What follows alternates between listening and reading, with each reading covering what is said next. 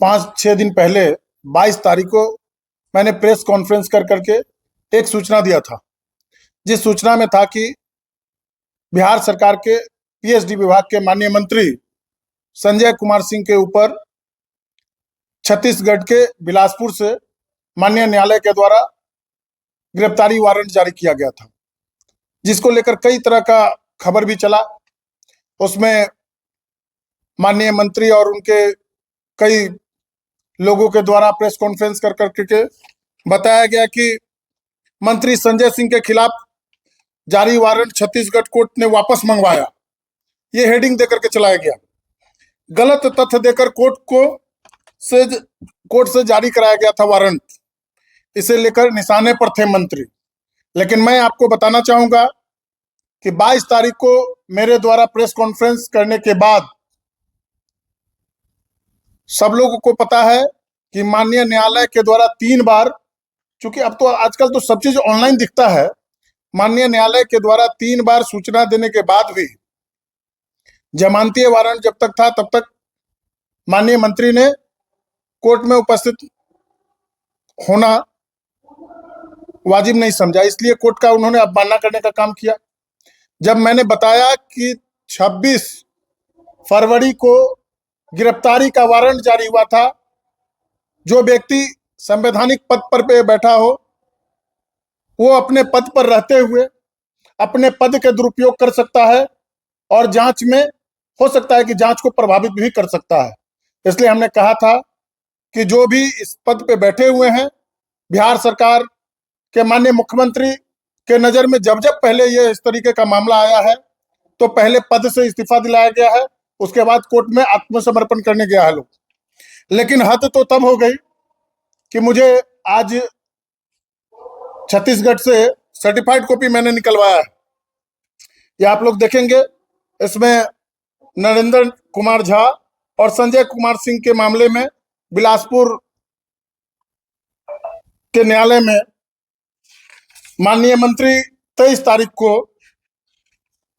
यहाँ पे प्रेजेंट होते हैं।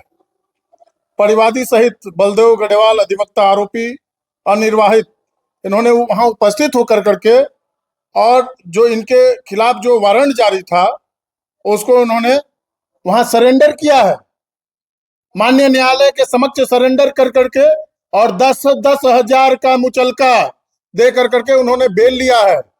और अगला जो डेट है वो 8 अप्रैल 2026 को है, उसमें पुनः माननीय मंत्री को उपस्थित होना है। ये माननीय न्यायालय का आदेश पत्र है, इसमें लिखा हुआ है कि अभियुक्त संजय कुमार सिंह, कल तक तो ये लोग कह रहे थे कि भाई हमारे ऊपर कोई केस है ही नहीं, ये फर्जी है, गलत नोटिस दिया गया है, एआई क्रिएटेड है। तो अब ये कहां से आ गया कि माननीय मुख्यमंत्री जी को संज्ञान में नहीं दिया गया, माननीय विधानसभा अध्यक्ष को सूचना नहीं दिया गया, और संवैधानिक पद पर बैठा हुआ व्यक्ति जो बिहार के 14 करोड़ लोगों को धूर्त बना करके, और उन्होंने कहा कि भाई मेरे ऊपर कोई इल्जाम नहीं है, कोई न्यायालय का वारंट जारी नहीं है।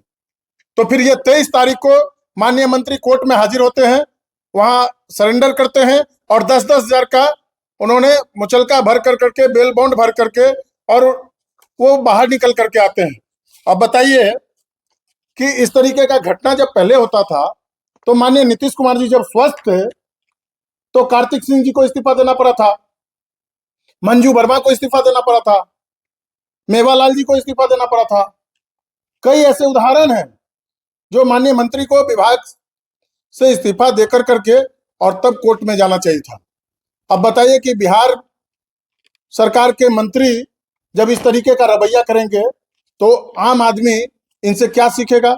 जो संविधान के अनुरूप चलने का जिसको प्रावधान है, जो संवैधानिक पद पे बैठा हो, वही अगर नियम कानून तोड़ेगा तो फिर आम आदमी से क्या उम्मीद कर सकते हैं?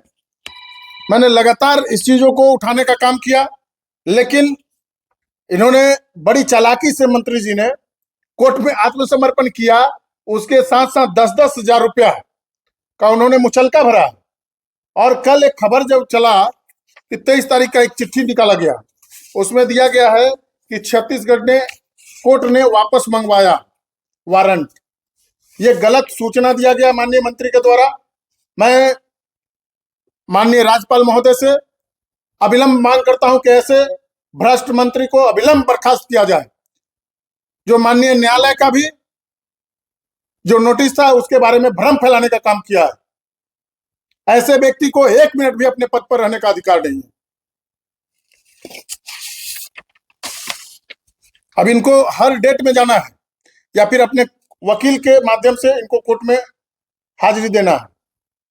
8 तारीख को भी डेट है और कल तक तो ये लोग कह रहे थे कि नहीं फर्जी वारंट है। तो जब फर्जी वारंट था तो आप आत्मसमर्पण क्यों किए? आपके ऊपर फाइन भी लगा 10-10 हजार रुपया का, आपने बिल बॉन्ड भरा है। तो इस पर अभी तक ना तो लोजपा के कोई साथी बोलने आए, न बिहार सरकार के कोई जिम्मेवार पद पे बैठे हुए लोग बोलने आए, न उस विभाग के अधिकारी बोलने आए। और लगातार कई तरह के भ्रष्टाचार का आरोप उनके ऊपर लगा है। लेकिन अभी तक जो बोला जाता था कि सुशासन बाबू के राज में कोई भी जो गलत करेगा उसको जो है पद पर बने नहीं रहने दिया जाएगा। लेकिन अब बताइए कि जो व्यक्ति लगातार गलत कर रहा हो और उसके बावजूद पद पे बैठा हो, तो मुझे लगता है कि कहीं ना कहीं अपने पद का दुरुपयोग कर करके और इस मामले को रफा दफा कराने में उनकी महती भूमिका होगी। मुझे शक है कि उस व्यक्ति को जो केस किए हुए है उसके ऊपर भी खतरा है। उसको सरकार अविलंब सुरक्षा दे और जो इस विभाग के मंत्री हैं, बिहार सरकार के जो मंत्री हैं, उनको अविलंब इस्तीफा दिलाए। और नहीं अगर इस्तीफा देते हैं तो माननीय राज्यपाल महोदय उस मंत्री को बर्खास्त करें।